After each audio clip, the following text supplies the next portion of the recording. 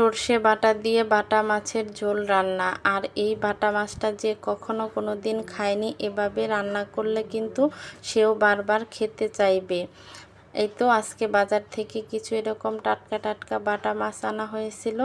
এখন এগুলোকেই আমি রান্না করব। এই তো এখান থেকে আমার যতটুকু মাছ লাগবে ততটুকুই আমি কেটে ধুয়ে পরিষ্কার করে নিয়েছি। এখন এগুলোর উপর আমি লবণ, হলুদ গুঁড়ো, একটু মরিচ গুঁড়ো দিয়ে মাখিয়ে আমি রেখে দেব। আর এদিকে আমি একটা মশলা রেডি করে নিয়েছি জিরা, রসুন, আর নিয়েছি একটু পেঁয়াজ, আর দিয়ে দিলাম কিছু সরিষা। এগুলোকে আমি সুন্দর করে বেটে নেব। এই তো মশলাটাকেও আমি একত্রে বেটে নিয়েছি। এখন ওই যে মাখিয়ে রাখা মাছগুলোকে ভেজে নেব। এই তো চুলায় আগে থেকে তেল গরম করতে দিয়েছিলাম, এখন মাছগুলোকেও দিয়ে দিলাম।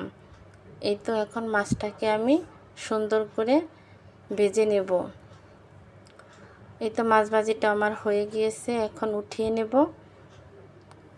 এই তো মাছ ভাজির কড়াইয়ের মধ্যে আমি আরও কিছু পরিমাণ তেল দিয়ে আর কিছু পেঁয়াজ কুচি দিয়ে কয়েকটা কাঁচামরিচ দিয়ে একটা বাগার দিয়ে দিয়েছি। এখন এর উপরে দিয়ে দিব এই তো আগে থেকে বেটে রাখা মশলাটা। এই তো মশলা দিয়ে এটাকে আমি কিছুক্ষণ তেলের মধ্যে ভেজে নেব। তারপরে আমি এখন বাকি মশলাগুলোকে অ্যাড করব।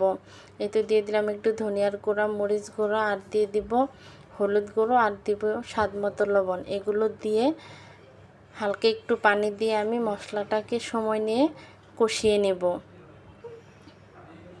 এই তো মশলাটাকে আমি সুন্দর করে কষিয়ে নিয়েছি। এখন মাছগুলোকে দিয়ে দিলাম। মাছগুলোকেও আমি সুন্দর করে মশলার সাথে মিক্সড করে নেব। এই তো মাছগুলোকে আমি মিক্সড করে নিয়ে সামান্য পরিমাণ ঝোলের জন্য পানি দিয়ে দিব। এই তো ঝোলের পানিটা দিয়ে দিয়েছি। এখন ঢাকনা দিয়ে কিছু সময় রান্না করে নেব। এই তো বাটা মাছের রান্নাটা প্রায় কিন্তু আমার হয়ে গিয়েছে। এখন এর উপর দিয়ে আমি কয়েকটা কাঁচামরিচ দিয়ে দিব। আর যে কোনো রান্নায় কিন্তু উপর থেকে কয়েকটা কাঁচামরিচ দিয়ে দিলে লাস্টের দিকে রান্নার ফ্লেভারটা কিন্তু অনেক সুন্দর আসে। এই তো সর্ষে বাটা দিয়ে কিন্তু আমার বাটা মাছের ঝোল রান্নাটা প্রায় শেষ। এখন আমি এই রান্নাটাকে নামিয়ে নেব।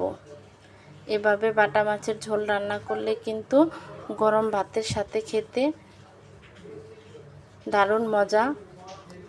যে কখনো বাটা মাছ খাননি, এভাবে একটু রান্না করে খেয়ে দেখবেন, অনেক মজা হয়। আল্লাহ হাফেজ, সবাই ভালো থাকবেন। আজকের ভিডিওটা এই পর্যন্তই।